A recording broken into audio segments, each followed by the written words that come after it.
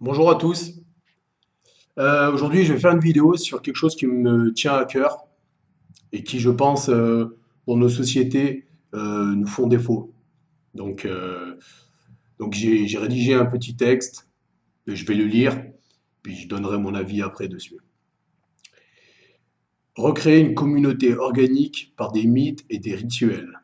Que signifient mythes et rituels? Quels sont les effets positifs et salvateurs des mythes? Donc un mythe raconte une histoire qui n'a pas de base historique. Il ne possède pas de faits mais une vérité.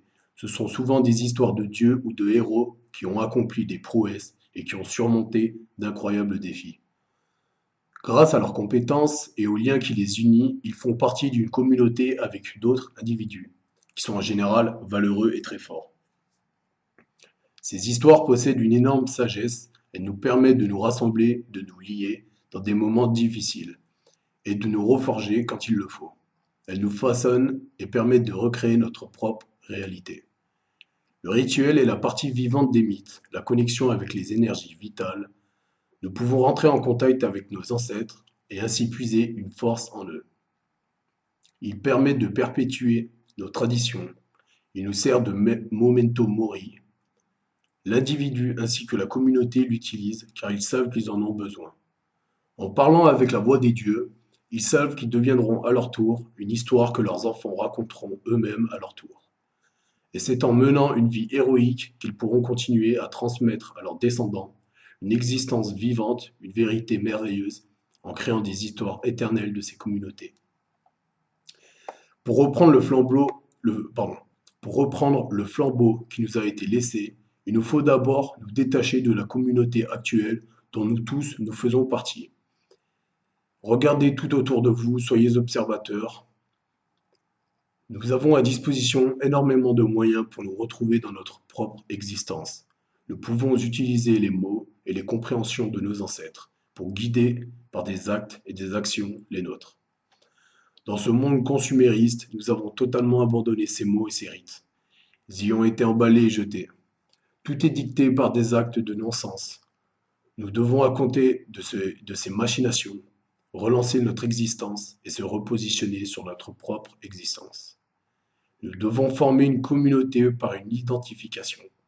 Et grâce à cette identification, nous pourrons continuer ces mythes qui nous définissent en tant qu'Européens et surtout en tant que Français. En racontant ces histoires l'un à l'autre, nous pouvons vivre une vie comme ont vécu nos ancêtres. En vivant spontanément cette existence de joie et de douleur, nous vivrions comme nos ancêtres. Créons nos propres célébrations et nos propres rituels. Spirituellement, nous en avons besoin. En vivant de cette façon, nous serons esclaves de rien et de personne. En fin de compte, les mythes et les rituels servent de fonction créatrice et d'entretien à une communauté organique. Ils inspireront d'autres et entraîneront une réforme idéologique. D'autres communautés se créeront, ces vérités seront continuellement en floraison et dans un univers en perpétuelle évolution. Vivons nos mythes et laissons le vivant devenir un rituel constant de croissance et de création. Donc voilà. Donc de nos jours, si on regarde bien tous les gens qui nous entourent, euh, on remarque qu'en fait, il y a énormément d'athéisme. Il y a énormément de personnes qui sont athées, qui ne croient en rien. Ou du moins, même, en fait, même le concept athée, il est, il est falsifié. Parce que athée, ça veut dire qu'il ne croit en rien. Et en fait, du moment qu'on croit, forcément, on est croyant. Du moins, ils sont tous agnostiques. Donc, en fin de compte, ils attendent la venue d'un signe, de quelque chose pour justement leur permettre de croire, quoi. Ou du moins pratiquer en fait les rituels. Donc, quand on regarde les gens, personne ne pratique, que ce soit des païens ou des chrétiens. Il y a beaucoup de personnes qui se disent, et maintenant même, qui se disent de culture chrétienne. Et en fait, le fait de dire de culture chrétienne fait qu'elles admettent au fond d'eux-mêmes euh, qu'elles ne croient plus enfin qu'elles ne pratiquent plus, qu'elles ont juste une, une marque en fait sur eux-mêmes, mais qui ne croient pas en Dieu. Il y a beaucoup de gens qui vont dire je crois en Dieu, ou alors qui vont dire Pour eux, c'est même sûr qu'ils vont aller au paradis en fait. Ils ne pratiquent pas, ils ne vont pas à la messe, ils ont des fois juste le baptême, mais ils vont aller au paradis. Ils font des péchés tous les jours, mais ils vont aller au paradis. Et je pense que pour un chrétien, un vrai chrétien, quelqu'un qui doit pratiquer, je dis pas qu'il doit pratiquer assidûment, ça c'est juste un choix personnel. Mais pratiquer un minimum, donc aller à la messe tous les dimanches, sachant que en allant à la messe, même pour un païen, on ressent qu'il y a une énergie. On voit très bien que l'âme européenne, elle a conçu les églises. Quand on rentre dans une église, on sent qu'il y a une atmosphère spéciale, une bonne atmosphère. Euh, et donc, du coup, en fait, le fait que les gens ne croient plus, ou plutôt qu'ils croient au matérialisme, en fin de compte, la religion, la première religion dans notre monde actuellement, ou du moins en Europe occidentale, c'est le matérialisme. Les gens, ils attachent énormément de valeur à leur portable, à une voiture, euh, plein de concepts abstraits en fait. Euh, quand on regarde les gens, en fin de compte, ils ont comment dire, ils accordent une valeur plus élevée à leur portable, à leur smartphone, qu'à leurs parents, certains. En fin de compte, c'est ça. En fin de compte, c'est la réalité. Il y en a, ils préfèrent privilégier leurs biens matériels, qui sont néfastes, je pense, pour nous, pour l'homme et l'être humain, qui sont néfastes et qui nous acculturent, qui nous pourrit vraiment. Ces smartphones nous pourrissent de l'intérieur. Euh, et en fait, ces biens matériels nous enlèvent notre âme européenne. Ils nous détachent réellement. Et, et on le voit dans la vie de tous les jours. Vous voyez les gens dans la rue, ils ont les écouteurs, ils sont sur leur portable.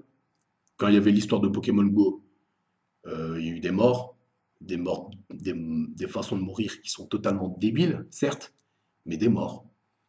Il y en a, ils se sont battus pour capturer des Pokémon. Voilà. Euh, euh, Par exemple, le fait d'avoir un smartphone, il y en a, ils passent encore plus de temps à jouer. Les jeux, ça nous éloigne énormément de la réalité. Moi, j'y ai joué passé un temps, et quand j'y repense, ça fait peur. Je vois mon frère qui joue au jeu, complètement, il est déconnecté de la réalité. Malgré qu'il ne soit pas naïf sur le monde actuel, mais il est déconnecté. Et j'ai un très bon ami à moi, euh, il est, il vote Front National, il n'est pas naïf, il sait ce qui se passe, mais quand je lui propose un livre, il ne va pas le lire. Parce que pour lui, il sait qu'il a raison, il sait ce qui se passe, mais il ne veut pas lire, parce que ça ne l'intéresse pas. Alors que justement, le fait de lire, ça nous élève spirituellement. Alors certes, je peux comprendre que les récits, enfin certains récits, certains livres, certains auteurs sont plutôt difficiles à comprendre, mais justement, en forgeant, on devient forgeron. Donc en fin de compte, pardon, excusez-moi. En fin de compte, en lisant, on acquiert des compétences, on progresse de niveau en niveau, et à un moment, les livres qu'on n'arrivait pas à lire, eh ben, on pourra les lire. Voilà, tout simplement. Et en fin de compte, quand je dis qu'il faut recréer une communauté organique, pardon, ça veut dire qu'il faut qu'on réapprenne à devenir français, européen, basé sur des mythes et des rituels. Il y a énormément de mythes, de contes et d'histoires européens. Si on regarde les films, enfin, énormément de films fantastiques, la majorité, sont inspirés de mythes européens. C'est les plus jolis, c'est les plus beaux, ils sont vertueux. On le voit. On le voit dans nos coutumes. Exactement. Et donc, il faut qu'on puisse arriver à recréer une communauté organique. Donc, qui soit basée sur le lien social. C'est c'est ultra important le lien social. Il faut qu'on puisse arriver à renouer ce lien en s'organisant en communauté, que ça soit une petite communauté, que ça soit 5 personnes, c'est déjà une communauté. Parce que ces 5 personnes seront bien plus fortes à 5 que toute seule.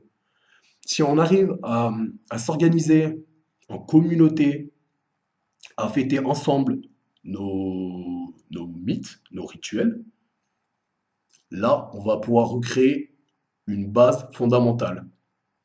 Le fait de recréer une communauté, même si c'est une échelle petite, macroscopique, euh, enfin de 5, on passera à 10, à 20, 200, 300, on va évoluer comme ça. Les, les, les gens, ils ont besoin de quelque chose qui va les unifier. Euh, on voit très bien que quand il y a des petits groupes, les gens sont influencés. L'esprit est influencé par d'autres personnes. Donc du coup, ça permettra d'attirer une plus grosse masse dans cette communauté et donc de créer un peuple. Enfin, oui, de créer un peuple. Voilà. Ou du moins rassembler notre peuple.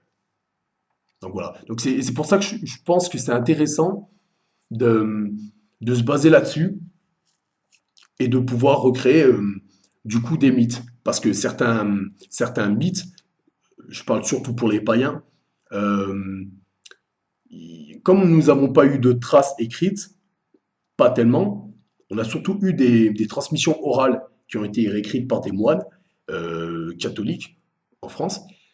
Donc du coup, on ne sait pas réellement sur quoi se baser. Donc je pense que c'est à nous de vouloir recréer des mythes païens et ainsi on pourra alors avoir une communauté païenne forte et donc transmettre à nos enfants, à nos petits-enfants, notre histoire et et nos mythes. Voilà. Donc voilà, donc je pense que c'est important d'avoir des mythes et des rituels. Pour moi, c'est primordial. Parce qu'en fin de compte, c'est notre identité. Et donc, ça nous permet de nous identifier à quelque chose, à quelqu'un, n'importe quoi, à un héros, à une déesse, à un dieu. Mais au moins, on est identifié à quelque chose qui nous est propre, à notre sang, à notre terre, donc à l'Europe. Et donc, euh, et donc je pense qu'il faut revenir à quelque chose de plus européen que ce qu'on a actuellement. Parce que dans l'état actuel des choses, on ne pourra pas continuer longtemps. Réellement, on ne pourra pas continuer longtemps. Et il va falloir se bouger un peu. Parce que en face, ils sont prêts, ils ont une grosse communauté. Ils sont, je pense, appuyés un peu, que ce soit médiatiquement, que ce soit financièrement, que ce soit politiquement. Eux, ils ont de l'avance sur nous. Ils sont prêts, ils ont leur bastion, leur forteresse, ils ont leurs armes, ils savent qui est leur Dieu, ils savent quels sont leurs rituels. Nous, nous sommes désemparés en face. On est même, comment dire, divisés. On a des chrétiens, on a des païens, on a des athées, agnostiques. Voilà. Et surtout que il y a quelque chose qui a tendance à m'énerver, c'est ce conflit pagano-chrétien, on va dire.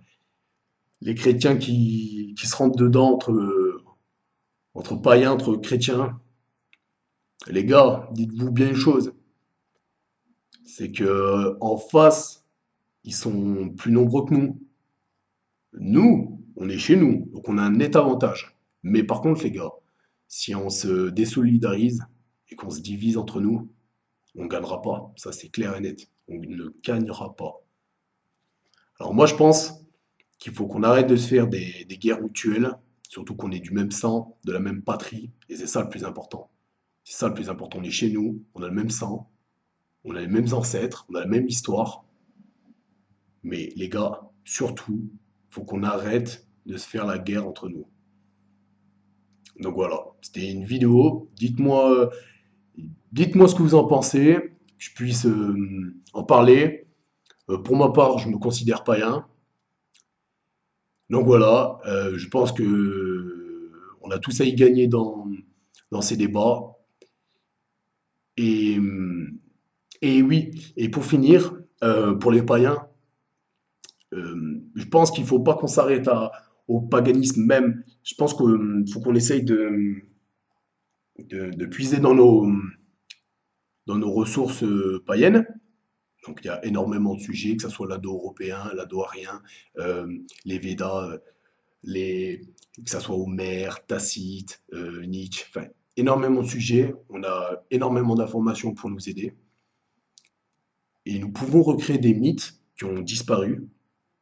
On le voit, il y a des peuples, il y a des peuples. Il n'y a pas longtemps de ça, il y a un peuple qui a fêté une fête de vikings.